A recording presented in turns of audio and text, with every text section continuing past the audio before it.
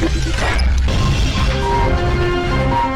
आप देख रहे हैं सिटी तहलका और मैं आपके साथ वंदना कादियान। तो चलिए शुरुआत करते हैं दिन भर की मुख्य गतिविधियों के साथ। पानीपत की विद्यानंद कॉलोनी में युवक की गला रेत कर की गई हत्या। युवक की हत्या से क्षेत्र में फैली सनसनी, मामले की जांच में जुटी पुलिस। जिले में अलर्ट सीएम फ्लाइंग टीम, अचार बनाने वाली फैक्ट्री पर की गई रेड।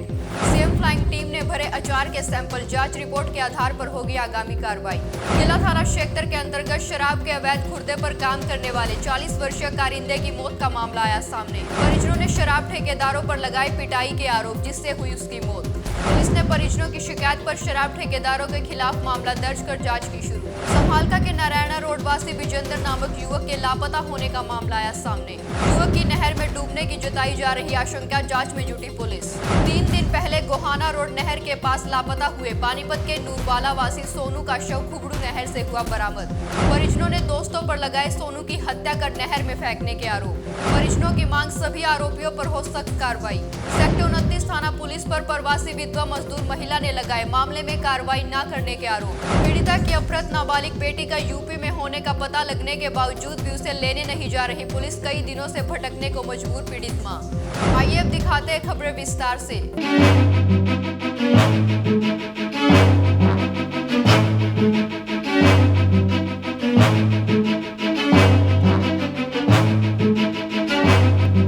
नहर में डूबे सोनू का मिला शव, परिजनों ने लगाया हत्या का आरोप।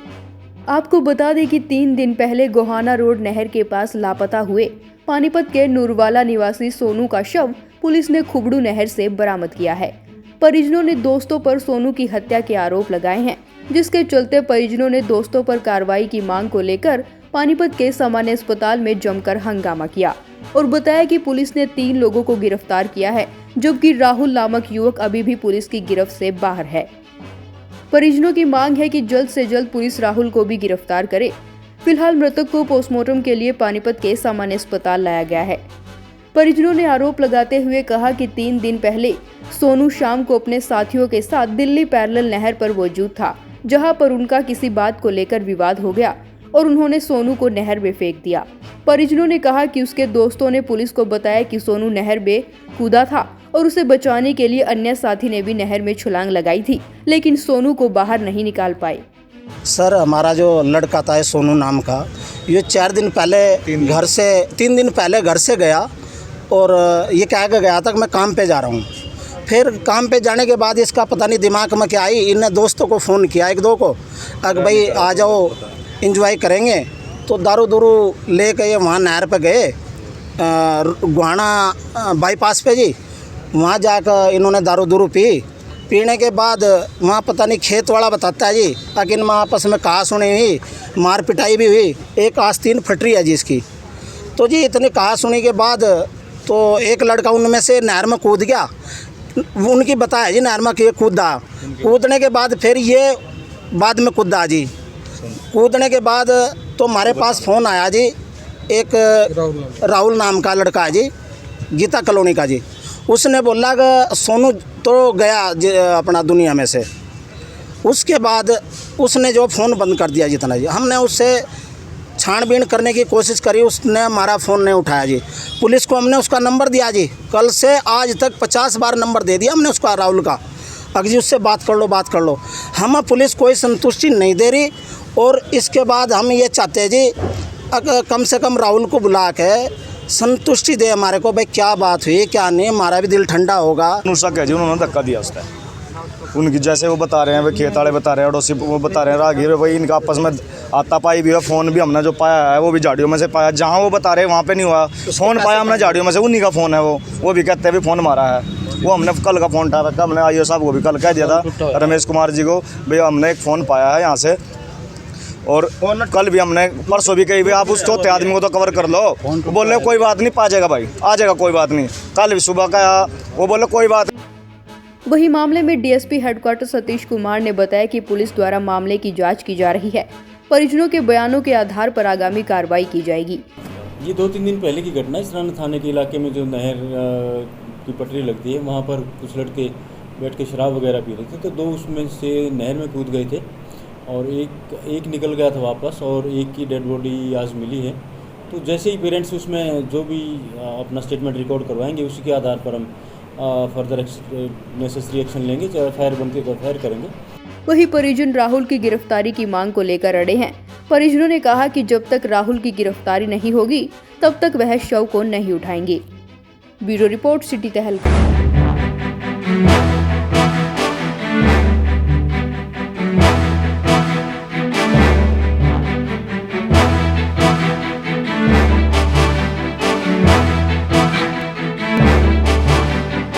शराब के अवैध खुर्दे के कारिंदे की मौत, परिजनों ने ठेकेदार पर लगाए मारपीट के आरोप।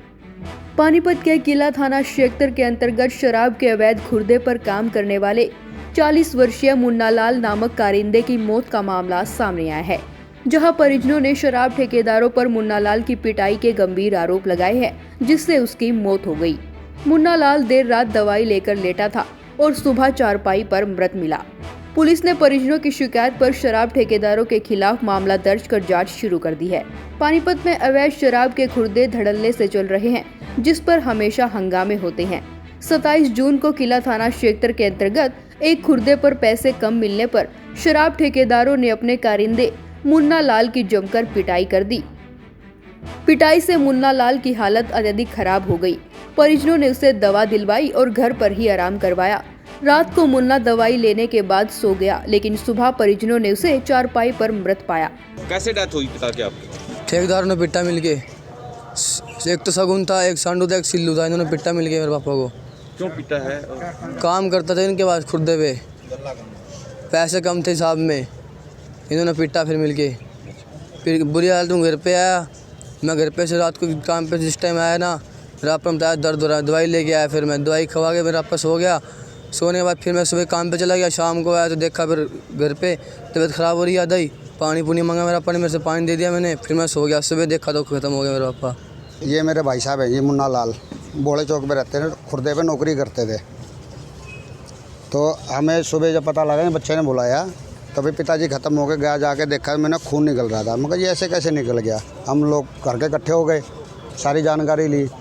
तो वो एक शख्स हो रहा, उन्होंने बताया भाई तेरे हमारे भाई को तो परसों 4-5 जनों ने खुर्दे में बंद करके पीटा गया है और दबा के ठेकेदारों ने पीटा है। इसका गला कम हो गया था। मैं तो ये देखने आया था ये ठीक है या नहीं, बोले ये तो मर गया। उन्होंने जब हमें बताया तो हमने उसी टाइम 100 नंबर पर फ़ोन किया और पुलिस को इतला दी। मैं कहा जी हमारे साथ ऐसा ऐसा हुआ है, हमारा भाई गुजर चुका है। और ठेकेदारों को जिनका नाम पता लगे हमने वो रिपोर्ट में उनको पुलिस वालों को लिखवा दिया था। हम ये लोग हैं और इस तरह हमारे भाई को पीटा गया था। अब मामले की सूचना पाकर पुलिस मौके पर पहुंची और शव को पोस्टमार्टम के लिए सामान्य अस्पताल भिजवाया। मुन्ना लाल एक सुगंचंद ठेकेदार के अंडर काम करता था, जो 27 तारीख को कुछ हिसाब किताब को लेकर ठेकेदार व इनके बीच अनबन हो गई, जिस पर ठेकेदार के साथियों द्वारा इसकी पिटाई की गई मुन्ना लाल की, जो आज इसकी मृत्यु की सूचना हमें प्राप्त हुई है।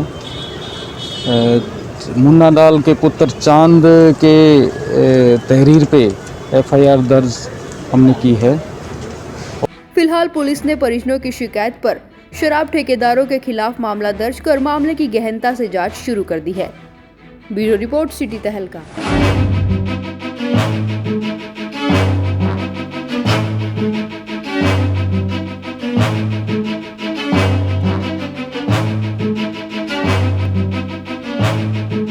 पानीपत के सेक्टर 29 पुलिस थाना के अंतर्गत प्रवासी विधवा मजदूर महिला की अपहृत नाबालिग बेटी का यूपी में होने का पुलिस को पता लगने के बावजूद भी पुलिस उसे लेने नहीं जा रही। अपहृता की मां नाबालिग बेटी को बरामद कराने के लिए कई दिनों से इधर उधर भटकने को मजबूर है। दरअसल मजदूर महिला ने आरोप लगाया कि सेक्टर 29 थाना पुलिस के अधिकारी बोल रहे हैं कि बेटी बरामद करानी है तो गाड़ी ले आओ, तभी उसमें हम बैठकर बरामद करने यूपी चलेंगे। पुलिस की इस बेरुखी के खिलाफ वह 2 बार जिला पुलिस अधीक्षक की कोठी पर जा चुकी है कि मैं गरीब विधवा मजदूर महिला 10,000 रुपए टैक्सी का भाड़ा आखिर कहां से लाऊं। उसने बताया कि एसपी की कोठी पर मौजूद स्टाफ ने उसे एसपी से तो नहीं मिलने दिया, लेकिन एसपी ऑफिस स्टाफ ने पुलिस थाना सेक्टर 29 के अधिकारियों को फोन करके पुलिस की गाड़ी ले जाकर अपहृता को यूपी से बरामद करने के निर्देश दिए थे। पीड़ित मजदूर महिला ने कहा कि पुलिस ने 26 जून को सिर्फ अपहरण का मुकदमा दर्ज करके अपना पल्ला झाड़ लिया, क्योंकि वह गरीब मजदूर महिला है। इसलिए अपहृत बेटी का पता लग जाने के बावजूद भी पुलिस गाड़ी न होने का बहाना बनाकर कोई कार्रवाई नहीं कर रही। वो मैं निकल गई थी उस दिन 8:15 बजे ड्यूटी। लड़की को मैंने बोली कि तू 9 बजे खाना लेकर आ जाइए कंपनी में। लड़की रूम से निकली और रास्ते में से गायब हो गई। पता ना किसने लेके गया, कहाँ लेके गया, मुझे कुछ पता नहीं था। मैं आई कमरे पर, मैं ढूंढी लड़की को, मेरा पता नहीं चला। फिर बाद में मैंने थाना में गई, थाना में जाकर रिपोर्ट करी। रिपोर्ट देने के बाद पुलिस वाला कोई सुनवाई नहीं करा। उसके बाद लड़की को वो लोग पुलिस वाला पता किया तो मैं कही कि चल के ले आया करो, तो वो लोग कह रहे हैं कि अपना गाड़ी करके ले आओ। उसके बाद हम लोग चलते हैं। हम लोग कहाँ से गाड़ी करके लाएंगे? हम गरीब आदमी, विधवा आदमी, हम कहाँ से ले आएँ गाड़ी करके? कहाँ से पैसा ले आएँ कि गाड़ी करे कि लड़की चल करके ले आए? जी 25 तारीख को मेरे बहन को ये लोग अगवा कर लिए हैं। मम्मी गई हुई से ड्यूटी, ये बोली खाना लेकर के आया है। ना तो खाना लेकर कंपनी पहुंची है, ना तो रूम में पहुंची। जिन लोगों ने पहले इसको बिनौर लेके गया था, शोभा, उस्मान, प्रीति और फैसल, इन्होंने गलत भी काम किया था। उस टाइम पहले से केस चल रहा था, तो जिसमें से एक सिर्फ शोभा उठी हुई है, 3 बंदे बाहर थे। वो लोग केस से बचने के लिए मेरे बहन को फिर से ये लोग किडनैप कर लिए हैं। फिर उसी जगह लेके गए हैं। पुलिस ने पता किया तो पता चला कि उसी जगह ये लोग लेके गए हैं। फिर भी पुलिस कोई कार्रवाई नहीं कर रही है। पुलिस ये बोल रही है कि आप गाड़ी लेकर के आओ, तो उस पर हम चलेंगे। एसपी साहब के पास भी गए, तो उन लोग भी इधर चौकी में कॉल करके बोले, तो उसके बाद इधर कोई सुनवाई नहीं हो रही है। वही मामले में डीएसपी हेडक्वार्टर सतीश कुमार से जब बातचीत की गई तो उनका कहना था कि मामले की जांच करने का अलग से बजट दिया जाता है और जांच अधिकारी के जांच के दौरान जो पैसे लगते हैं उन्हें नगद पैसे देते हैं। अगर फिर भी कोई जांच अधिकारी ऐसी नालायकी करता है तो हम उसकी जांच करेंगे और उचित कार्रवाई की जाएगी। देखिए, ऐसा नहीं है। हमारे पास इन्वेस्टिगेशन का फंड है आयुष, उसमें से जो इन्वेस्टिगेशन के दौरान जो खर्च होते हैं उनको हम पैसे यहाँ से नकद देते हैं। लेकिन फिर भी कोई ऐसी नालायकी करता है और हमारे पास अगर कोई शिकायत आती है तो हम कार्रवाई। ब्यूरो रिपोर्ट, सिटी तहलका।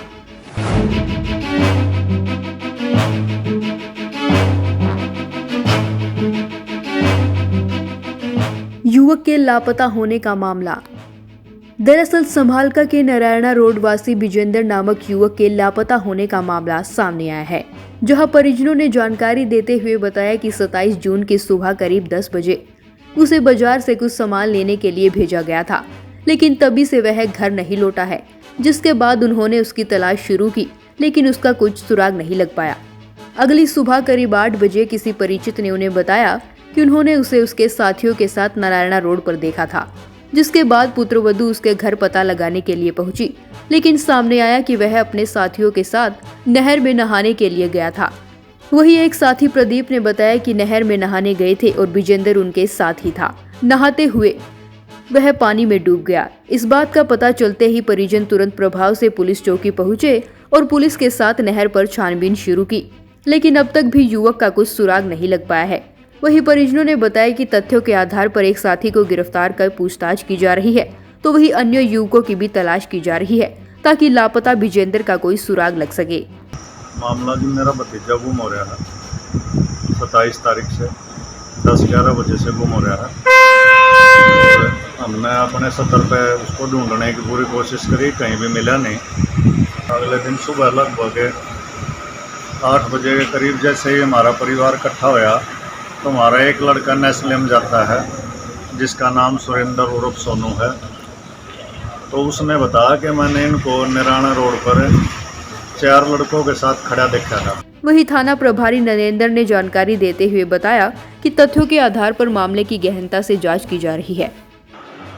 कल हमारे पास एक कृष्ण जो इस्तेमाल करने वाला उन्होंने सूचना दी थी कि उनका लड़का बाजार में गया था परसों, वो कुछ सामान ले। उसके बाद से वो घर पे नहीं आया। उसके साथ 2-3 साथी और थे उसके, जो उसके बाद उनसे पता जो ही करी थे, उन्होंने कहा कि वे नहर लड़के हम नहाने गए थे और नहर पे वो लड़का डूब गया है। जो अब तक उसका कोई पता नहीं चला है। पुलिस ने मुकदमा दर्ज कर लिया हमने और उसके बाद तफ्तीश हम कर रहे हैं। संभालका से सिटी तहलका के लिए रतनलाल की रिपोर्ट।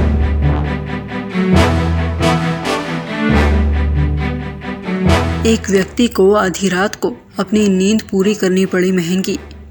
दरअसल बीती रात कुंजपुरा करनाल वासी विकास सोना से कुंजपुरा जा रहा था। समालखा पहुंचने पर रात करीब 12 बजे उसको नींद आने लगी तो विकास ने मसरूली गांव के पास न्यू हॉरिजन पेट्रोल पंप के बाहर अपनी ब्रेजा गाड़ी खड़ी करके सो गया। रात 12 बजे के करीब कुछ युवक आए और उन्होंने उसकी गाड़ी के शीशे तोड़कर उसको उठाया और किसी अन्य हथियार से उस पर हमला करके उसकी गाड़ी को लेकर मौके से फरार हो गए। पीड़ित ने इसकी शिकायत थाना समालखा में दी। पुलिस ने मौके पर पहुंचकर सीसीटीवी फुटेज खंगाले और सीआईए पुलिस भी मौके पर पहुंची। थाना प्रभारी नरेंद्र ने जानकारी देते हुए बताया कि लुटेरे कुछ कैश और ज़रूरी कागजात लेकर फरार हो गए। उन्होंने कहा कि तफ्तीश जारी है, जल्द ही लूट के आरोपियों को पकड़ लिया जाएगा। रात को हमें सूचना मिली थी कि विकास नाम के लड़के ने सूचना मिली थी कि भी वो सोना से कुंजपुरा रोड जा रहा था, तो रास्ते में उसे नींद आने लगी तो वो हरी पेट्रोल पंप के पास रुक गया और वहाँ सो गया था। तो 1 घंटे बाद कोई 2 अनजान आदमी आए और उनकी खिड़की शीशा तोड़ी, खिड़की खोल के और उसके कंधे में कुछ मार के और उसकी गाड़ी लेके चले गए। कौन सी गाड़ी थी सर? ब्रेजा गाड़ी थी। उसमें बता रहा उसमें कुछ पैसे, कागजात और उसका मोबाइल फोन, जिस पर हमने मुकदमा दर्ज कर लिया है। समालखा से सिटी तहलका के लिए रतनलाल की रिपोर्ट। आज के इस बुलेटिन में बस इतना ही। अगले बुलेटिन में फिर मिलेंगे कुछ और नई खबरों के साथ। तब तक के लिए जुड़े रहे सिटी तहलका सच के साथ। नमस्कार।